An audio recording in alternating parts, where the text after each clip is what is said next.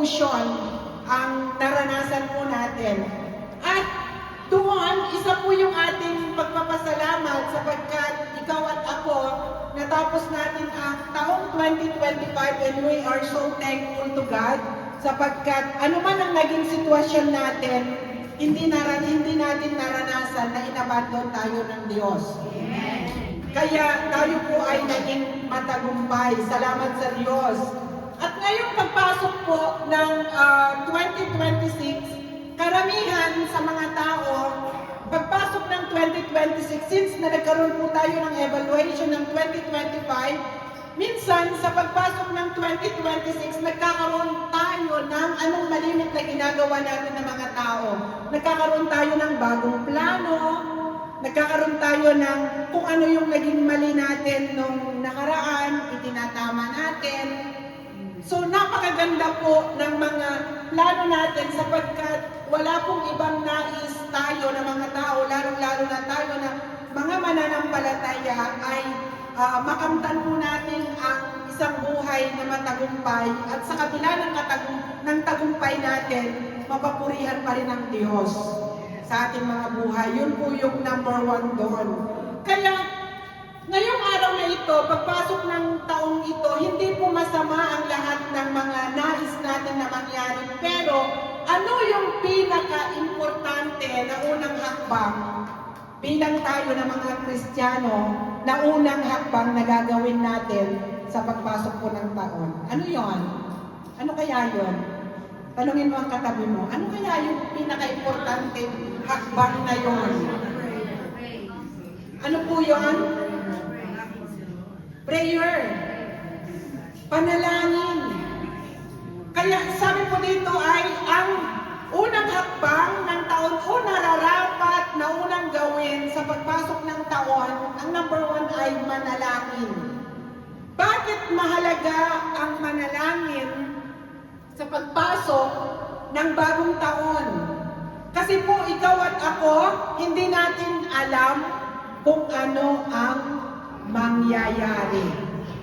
Amen po, hindi natin alam kung ano ang mangyayari since na hindi natin alam kung ano ang mga mangyayari sa buong taon. Wala po tayong katiyakan kung ano ang mangyayari kahit pa gawin mo ang buong makakayanan mo, mayroon at mayroong pangyayari na maranasan natin uli ang umiyak, maranasan natin ang tumawa, lahat ng emotion, maranasan po natin dahil hindi po ipinangako ng Biblia, even po ang Panginoong Jesus, na kapag ikaw ay na-born again, magiging masaya na ang iyong buhay.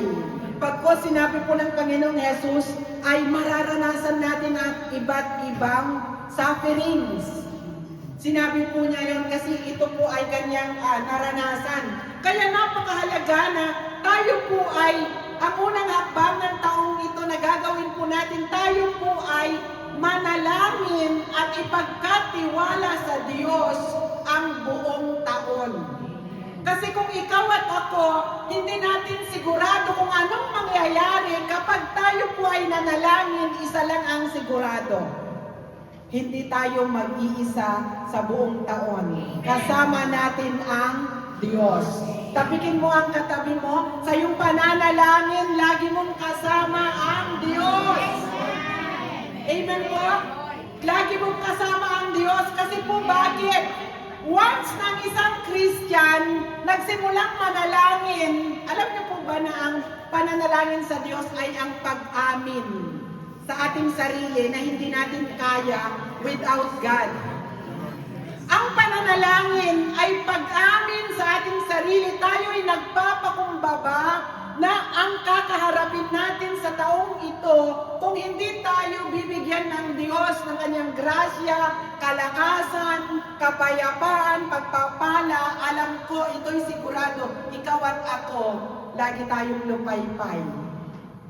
But sa ating pananalangin, lagi ko pong sinasabi, once na nag-start tayong manalangin, we will connect to God at kung anong mayroon ng Diyos, idadaloy po niya sa atin.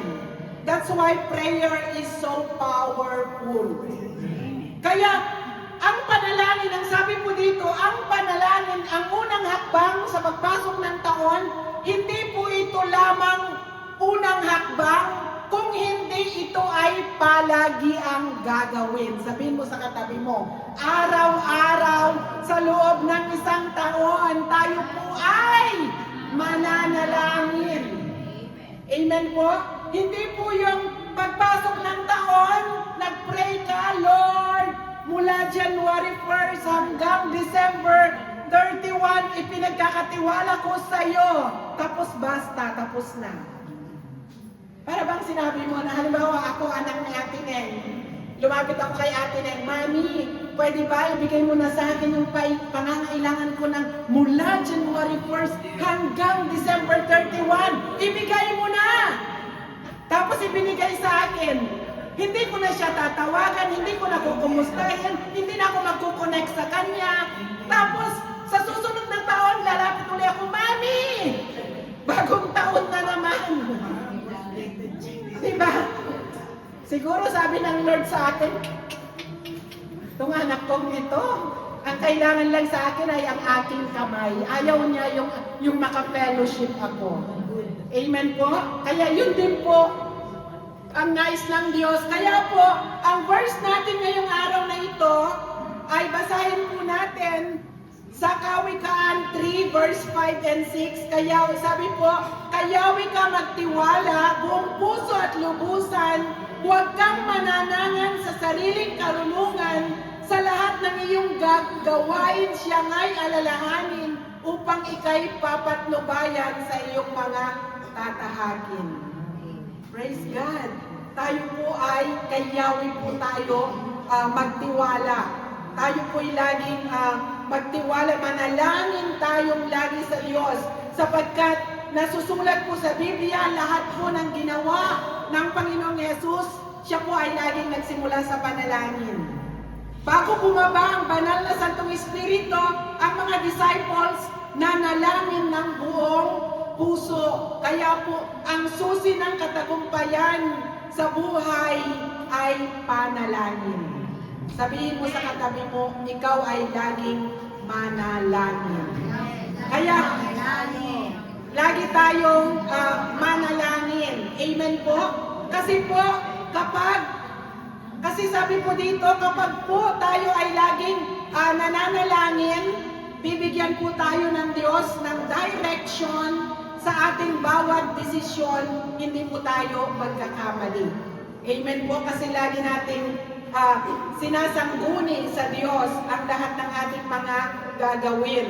Kaya yung number 1 po na importante ay manalangin. Amen po? Ang number 2 na mahalaga sa pagpasok ng taon ay magtiwalang lubos sa Diyos. Amen po? Magtiwalang lubos sa Diyos. Ibigay sa Diyos ang hindi natin kontrolado. Ang pagtitiwala sa Diyos, hindi po ang pagtitiwala ay hindi po saka ka lang magtiwala pag nauunawaan mo na ang lahat. Maraming pagkakataon sa atin na mga Christian, nagtitiwala tayo sa Diyos kahit hindi natin nauunawaan pa. At ano po ang sinasabi natin? Lord, I know, under control mo ang lahat. Ako'y nagtitiwala sa iyo ng lubusan. Kaya po, ang sabi po sa 1 Peter 5:7, ano pong sabi doon? Ilagak ninyo sa Diyos ang lahat ng inyong alalahanin sapagkat kayo'y Kanyang pinapahalagahan o ipagkatiwala ninyo sa Kanya ang inyong mga alalahanin sa buhay sapagkat Siya ay nagmamalasakit sa inyo. Yun po yung napakahalaga. Kaya, alam niyo po, ang pagtitiwala sa Diyos ay may kaakibat na kapayapaan. Kahit confused ka na, hindi mo naunawaan bakit nangyayari ang maraming bagay, pero pag sasabihin mo sa Lord, Lord, nagtitiwala ako sa iyo, then matulog ka ng mahimbing. Kasi in-entrust mo na sa Lord. Maraming kasi po ay marahil may mga mararanasan tayo na hindi natin tiyak yung mga bagay tungkol sa ating kalusugan, sa ating trabaho, sa ating pamilya, sa ating kinabukasan, hindi po natin kontrolado ang lahat. But we trust God na kung saan ay sa pagtitiwala po natin sa Diyos sa mga bagay na hindi natin kayang gawin ng Diyos. Amen po? Kaya sabihin mo sa iyong katabi, ikaw ay ngumiti, ikaw ay payapa, at magtiwalang lubos sa Diyos. Amen po? Mukhang yung mga tatlong kalalakihan sa likod ay hindi sila nagkakalabitan. Ewan ko kung nagkikindatan sila o... iniisip na daw nila yung tayo nila. Ayan. Rep, huwag mong i-reveal. Baka sa susunod ay mawawala na sila. Amen po? Kaya, napakahalaga po na magtiwala po tayong lubos sa Diyos at ibigay po sa Kanya ang mga alalahanin po natin. Kaya, ang sabi po dito, sa simula ng taon, anong bahagi ng buhay natin na hindi pa natin binibigay sa Diyos? Ano kaya ang bahagi ng buhay natin? Ayan, secret daw. Amen po? Ano kaya yun? Kasi po, alam niyo po kapag hindi po natin ipinagkatiwala ng buong buo sa Diyos, mahihirapan po tayo kasi tayo ang nagkikerry. Amen po? Para bang yung mayroon kang bitbit, may bitbit kang mabigat, sumakay ka sa tram, nakasakay ka na nga sa tram, bitbit mo pa rin. Kahit nakasakay ka na sa tram na ikaw mismo buhat-buhat na ng tram. Pero yung dala mong bigat, instead na ibaba mo para buhatin na rin ng tram, bitbit mo yun. Sa palagay mo kaya, sino ang nahihirapan? Diba? Umaabante na nga ang tram, pero ikaw bitbit mo. Isipin mo yung kalahating tawag dito, isang chistino na tubig nagtag 2 liters. Bitbit mo yon, diba? Ganon din po ang illustration ng sinasabi mo sa Lord, Lord, nagtitiwala ako sa inyo, pero maraming parte ng buhay mo na ikaw mismo ang bumibitbit pa rin. Kaya, yugyugin mo ang katabi mo, ibigay mo ng lubos sa Diyos. Lubos-lubos na pagtitiwala sa ating Diyos na buhay. Amen po? Kaya ano po yung number 2 natin ay magtiwalang lubos sa Diyos. Sa lahat ng aspeto ng ating buhay, kalusugan, trabaho, pamilya, at even ang ating mga kinabukasan. And number 3, na hakbang sa taong pagpasok natin ng bagong taon, sabihin mo sa iyong katabi, tayo ay sumunod sa Diyos. Ay. Amen po? Ang pagsunod, ang sumunod sa Diyos, ang sabi po dito ay lakaran ang kalooban ng Diyos araw-araw. Ayan, hindi narinig ng iba. Ano po yung sinabi ko? Ang pagsunod sa Diyos ay lakaran ang kalooban ng Diyos araw-araw. Kaya naalala nyo minsan tinanong ni Reb, ano ang mas madali? Ang magsakripisyo o sumunod? Tanungin mo ang katabi mo dyan, Brother Eman. Brother Marlon, katanungin mo rin ang katabi mo. Brother Budi, wala ka ng katabi, wala akong tatanungin. Ano ang mas madali? Ang magsakripisyo o sumunod? Ang sumunod araw-araw. Ang magsakripisyo isang beses lang. Amen po? Kaya, ang paglilingkod sa Diyos nang may kalakip na pagsunod sa kalooban ng Diyos, kailangan lifestyle na natin. Buhay na natin. Kasi po kapag ang pagsunod mo sa Diyos ay kalahati lang ng iyong buhay, mahihirapan po tayo. Kaya sabihin mo sa katabi mo, 2026 na, magdesisyon ka ng sumunod ng lubos-lubos sa ating Diyos na buhay. O kung ayaw mong sabihin sa katabi mo, sabihin mo sa sarili mo. Sabihin mo sa sarili mo, sumunod ka ng lubos-lubos sa Diyos. Ngayong year 2026, amen po. Ang sabi po ng John 14:15, kung ako'y inyong iniibig, tutuparin ninyo ang aking mga utos. Mga utos. Yun po yung, before we pray, ang pagsunod sa Diyos ay hindi lamang, kasi po kung sinasabi mo lang na takot ka at ikaw ay sumusunod, pag hindi ka natakot, hindi ka nasusunod.